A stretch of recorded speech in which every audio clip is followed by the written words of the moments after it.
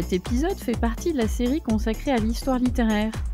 Eh bien oui, savoir identifier un mouvement littéraire, connaître ses caractéristiques, ses thématiques, ses particularités d'écriture est fondamental pour vous lorsque vous allez être amené, le jour de l'écrit, à traiter un texte inconnu pendant 4 heures. Prenons par exemple une date, on est en 1550. On ne peut pas se centrer, et on ne peut pas ne pas se centrer plutôt sur l'influence du contexte historique et littéraire de l'humanisme. On risquerait, par exemple, d'oublier un pan de l'analyse attendue. Par contre, si vous êtes capable d'avoir en tête des points majeurs d'un mouvement littéraire, eh bien ceux-ci vont vous permettre d'orienter vos analyses de façon pertinente et je peux vous assurer que votre correcteur le notera et votre note ne pourra qu'augmenter volontairement et à dessein. Alors aujourd'hui, nous allons traiter dans cette série d'histoires littéraires un mouvement majeur que vous connaissez certainement, qui est le réalisme. Comme pour les autres épisodes, nous allons procéder de la même façon, à savoir que le podcast sera accompagné de 2 infographies. La première qui sera avant tout une chronologie qui vous permettra de voir un petit peu les dates et les événements importants. Et la seconde aura pour but de vous synthétiser ce que vous avez vraiment à retenir sur le réalisme. Alors c'est parti, on va essayer de comprendre ensemble comment est né le réalisme, comment il a perduré pendant un certain temps sur le 19e siècle et surtout quelles en sont ses caractéristiques majeures.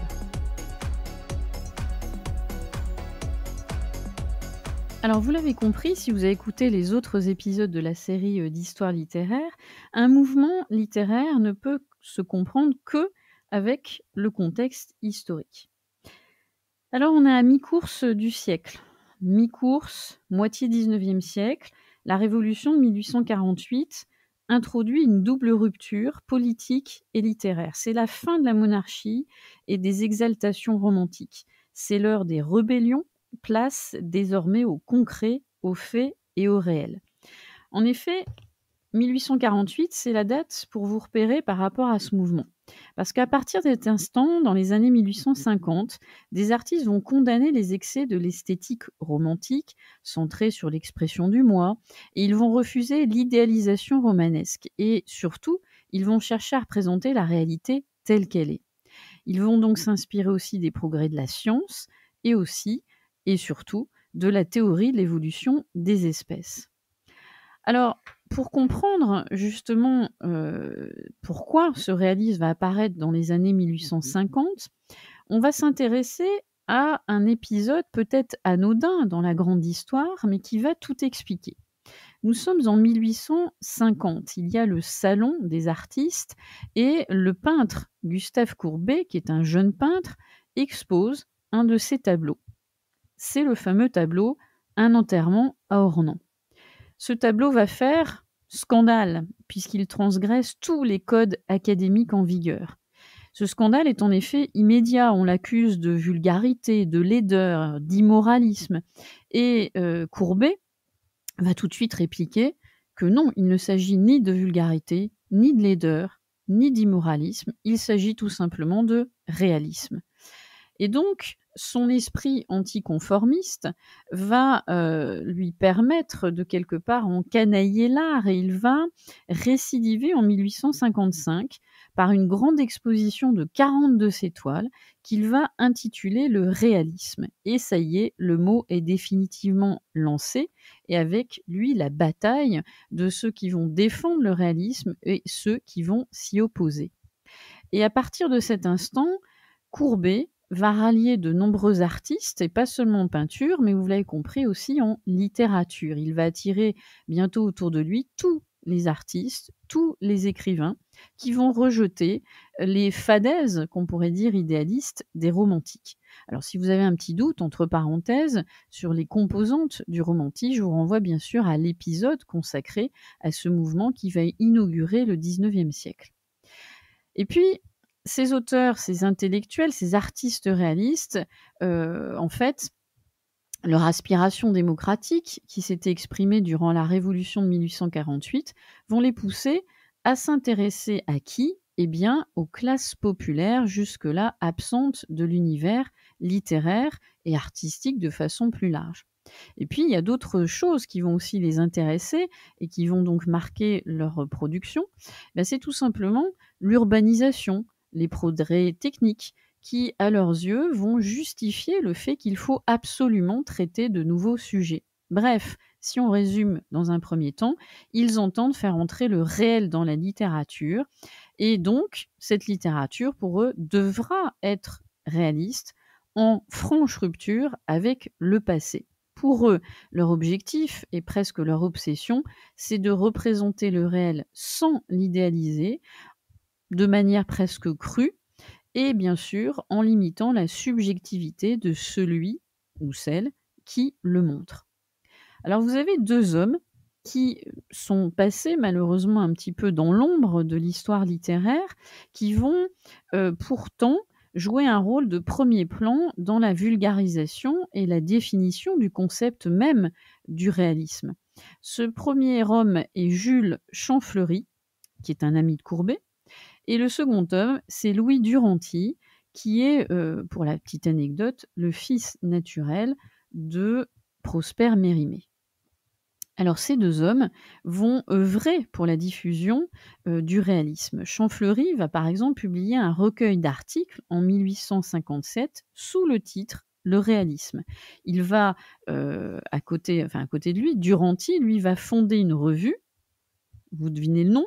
Réalisme, dont, les 6 premiers numéros vont paraître de 56 à 57 et le but est de, nourrir, d'approfondir le débat autour de cette notion de réalisme. Et donc, pendant toutes ces années 50, vous allez avoir les partisans et les adversaires du réalisme qui vont s'opposer. Certains vont, expliquer qu'il faut créer au nom de la vérité et donc de la réalité, et puis d'autres vont, avancer l'idée qu'il faut s'opposer au réalisme pour ne serait-ce que respecter les bienséances, l'élégance du style. Et donc vous avez une bataille entre les pro-réalistes et les anti-réalistes.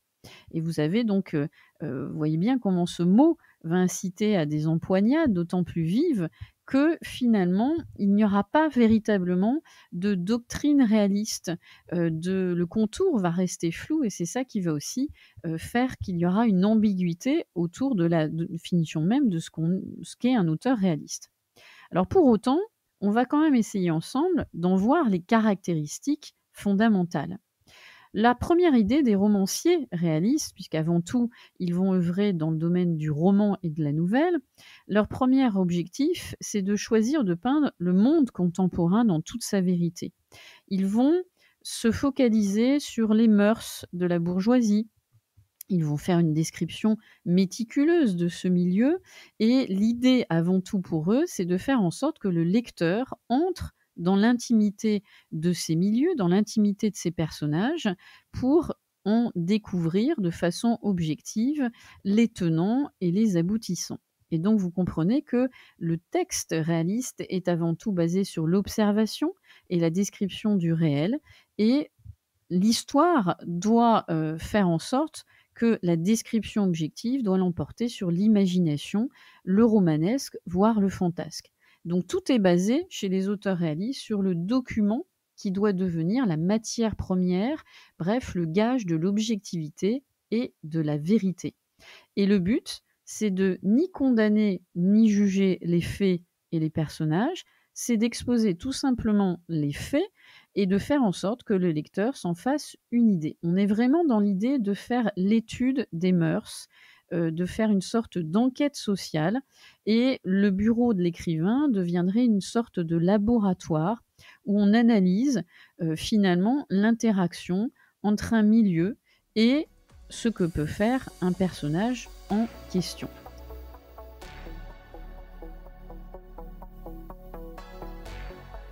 Alors quels sont les principaux thèmes qu'abordent les auteurs réalistes? Eh bien déjà, sous forme de thème, on va dire, d'arrière-plan, le cadre est très souvent celui de la ville ou de la campagne. L'objectif étant d'observer ce lieu, ce milieu, pour voir comment vont évoluer les personnages. Et vous avez cette fascination aussi de l'observation de l'essor des villes modernes. bien évidemment, la capitale Paris va être souvent le lieu dans lequel vont se développer ces intrigues réalistes. Les thématiques, c'est aussi, des thématiques centrées autour de l'échec des personnages, qui ne réussissent pas d'ascension sociale, par exemple, qui ne parviennent pas à leurs fins et donc très souvent, vous avez des personnages quand même que l'on pourrait qualifier de médiocres. Mais parallèlement, on a l'évocation aussi de l'ambition de la nouvelle bourgeoisie qui est attirée par, l'argent, le pouvoir politique. Ça, c'est une des thématiques que vous allez retrouver dans les œuvres réalistes. Et pour accompagner ces thématiques, vous avez des particularités d'écriture que vous pouvez assez simplement, identifier. Déjà, ce qu'on avait évoqué tout à l'heure, hein, l'effort véritable de documentation. On va souvent avoir des auteurs qui vont s'inspirer de faits divers. Par exemple, il faut savoir que Flaubert va écrire Madame Bovary en s'inspirant d'un fait divers qui est, vraiment le point de départ de l'intrigue, fictive.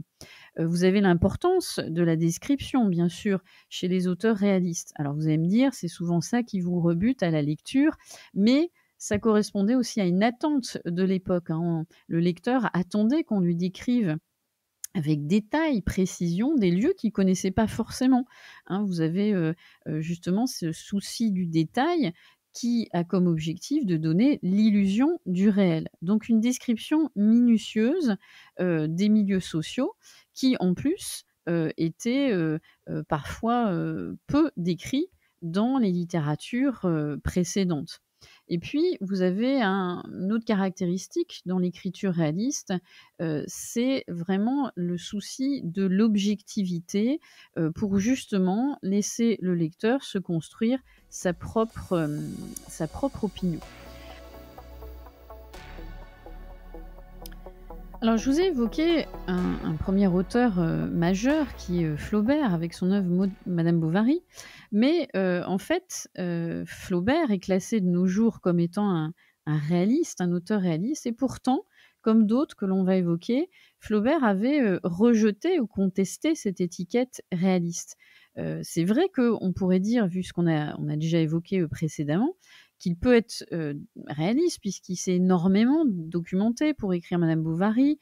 Il s'est donc inspiré, de ces faits divers. Il a été en plus traîné devant les tribunaux, pour justement, indécence, de son roman. Mais lui, il a toujours déclaré exécrer, c'est lui qui le dit ça, hein, ce qu'on est convenu d'appeler le réalisme. Il a toujours refusé cette étiquette. Balzac, et encore Stendhal vont, aussi être qualifiés de réalistes, mais en même temps, i on voit bien qu'ils ne correspondent pas aux critères qu'on a évoqués précédemment, ne serait-ce que, par exemple, l'idée de l'objectivité. Ils ont été étonnés d'être qualifiés de réalistes parce que, souvent, ils interviennent, le narrateur intervient, fait des commentaires, et parfois ironiques à l'égard de ces personnages et ils ont aussi été étonnés de cette étiquette parce que quelque part, à leur façon, ils réinterprétaient, ils réinventaient le réel.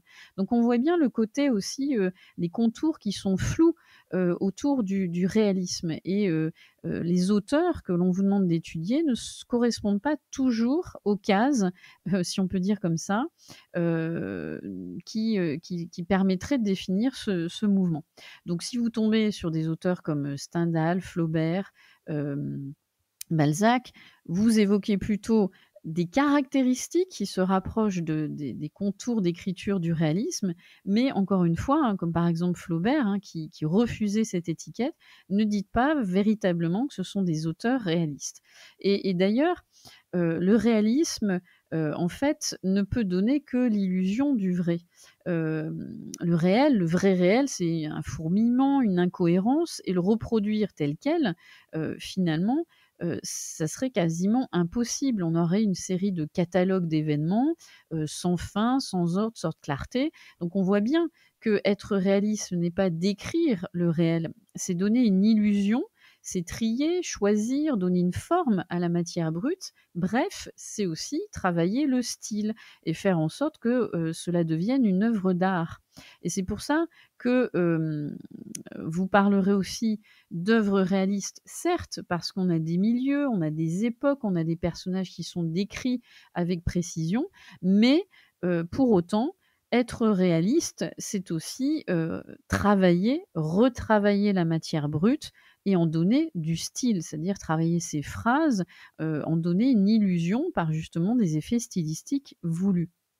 Et donc, ce que vous direz aussi, c'est que, bah, le réaliste, c'est une illusion du réel, c'est une illusion magnifique dans la mesure où l'auteur va retravailler, hein, toutes ces documents qu'il a emmagasinés, hein, on pense justement à Stendhal, à Balzac, à Flaubert qui vont emmagasiner une série d'informations.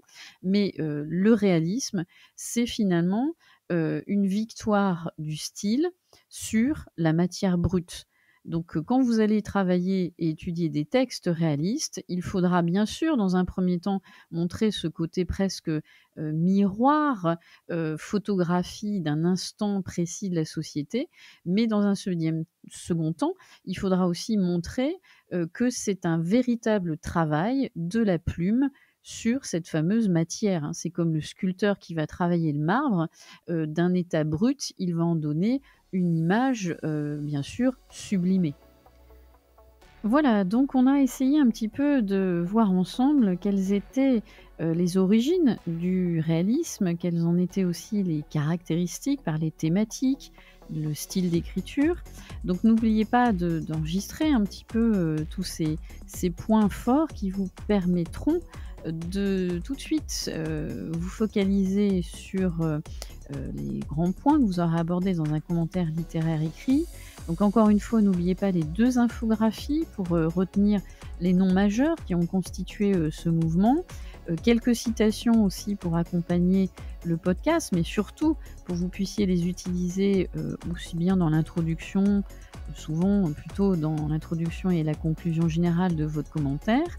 Et puis, bien sûr, je vous donne, quelques indications, pardon, d'œuvres majeures que vous pouvez lire ou à minima, regarder leur résumé dans, l'œuvre que je vous indique, dans l'infographie, à savoir la bibliothèque du littéraire. Voilà, d'ici là, je vous donne rendez-vous pour, d'autres épisodes consacrés à la série Histoire littéraire. Je vous dis donc à très vite sur Clapotis.